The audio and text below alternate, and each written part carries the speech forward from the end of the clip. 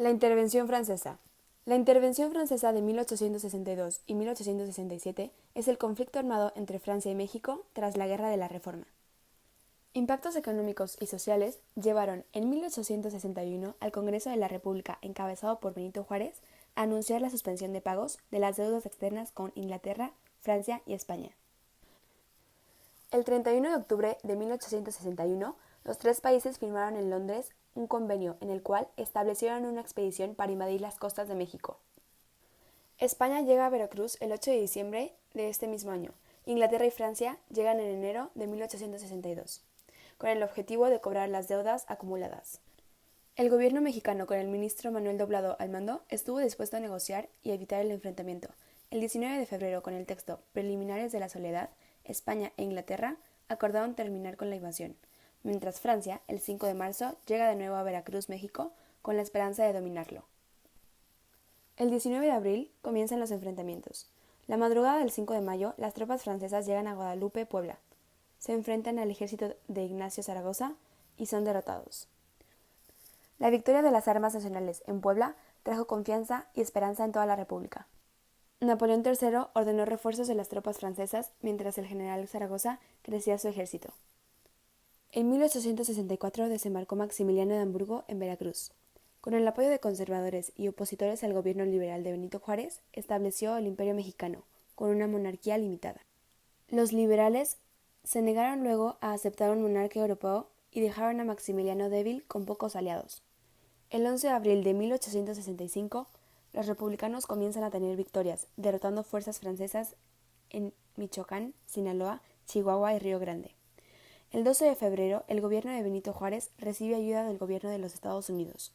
Estados Unidos exigió la retirada de las fuerzas francesas de México y estableció un bloqueo naval para impedir refuerzos a los franceses. En 1866, Napoleón III anunció finalmente el término del conflicto armado, retirando las fuerzas francesas a partir del 31 de mayo.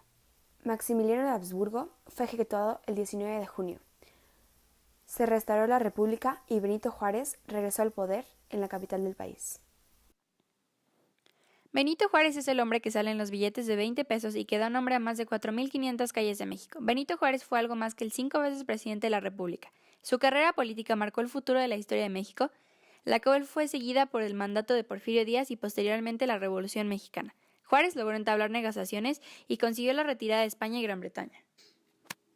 Manuel Doblado. Gobernó el estado de Jalisco en 1863 y al año siguiente formó parte de la escolta de Benito Juárez. Ya en el norte del país se enfermó dirigiéndose hacia Nueva York, Estados Unidos, en donde se agravó su enfermedad muriendo el 19 de junio de 1865.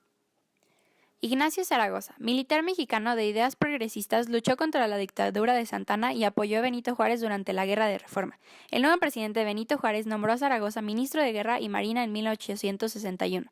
En diciembre de 1861, Zaragoza renunció a su cargo para participar en la guerra contra los franceses al frente del recién formado Ejército de Oriente.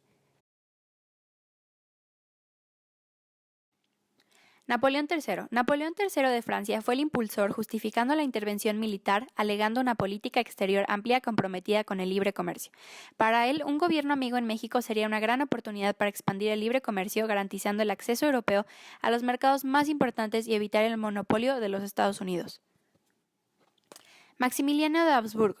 Los monárquicos mexicanos consideraron a Maximiliano como la persona ideal para salvaguardar sus intereses. Era un príncipe católico joven casado con una hija del rey Leopoldo de Bélgica, nación también católica y de gran influencia en la política internacional. Voy a morir por una causa justa, la de la independencia y la libertad de México. Que mi sangre selle las desgracias de mi nueva patria. ¡Viva México!, pronunció Maximiliano segundos antes de ser ejecutado por un escuadrón de 7 hombres. Datos sobre la invasión francesa. En el momento de la invasión, Juárez pensó que España intentaría invadir el país para reconquistar a su antigua colonia, pero se equivocó. El representante español, Juan Prim, reconoció al gobierno de Benito Juárez. Inglaterra hizo lo mismo y ambas naciones se retiraron del territorio nacional. 2. El primer enfrentamiento entre mexicanos y Monsters se verificó el 28 de abril de 1862. Al frente de los invasores venían un destacamento de cazadores de África, famosos por su ferocidad, y se encontraban con una sección de caballería mexicana, al mando de Félix Díaz Mori, hermano de Porfirio. 3. Los conservadores poblanos lamentaron la derrota de los franceses frente al ejército mexicano. Indignado, el general Ignacio Zaragoza le escribió al presidente Juárez para decirle: deberíamos quemar Puebla. 4. El general Zaragoza no pudo participar en la defensa de Puebla durante el sitio que impusieron los franceses al año siguiente. Falleció el tifo del 8 de septiembre de 1862. Aunque corrió el rumor de que había sido envenenado, lo cierto es que murió de causas naturales. ¿Alguno de ustedes se ha preguntado qué hubiera pasado si Francia hubiera ganado la batalla de Puebla? O incluso qué hubiera pasado si esto jamás hubiera sucedido. Bueno, para empezar, si Francia hubiera ganado la batalla, habría un incremento de la diserción, además de una posible huida de Juárez hacia Estados Unidos para buscar apoyo con Lincoln. Luego de una reubicación de la Armada francesa, posiblemente hubiera pasado una inminente guerra civil. En aspectos culturales, hoy en día no festejaríamos el Día del Orgullo Mexicano. Además, sin Juárez, con una rebelión muy débil y con puntos estadounidenses capturados, quizás Napoleón III habría intentado impedir la guerra con Prusia, o incluso habría de atraer a esta potencia germánica a la guerra contra Estados Unidos, con la promesa de territorios prusianos en América. Pero guiándonos por lo que realmente pasó, ¿cuál es la importancia para nuestro país?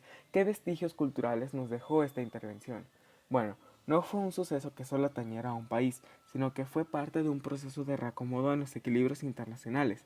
Fue parte de un conjunto de procesos que llevaron a la reestructuración del país. Fue por ello mismo que tanto un momento crucial para México como de significado regional y mundial.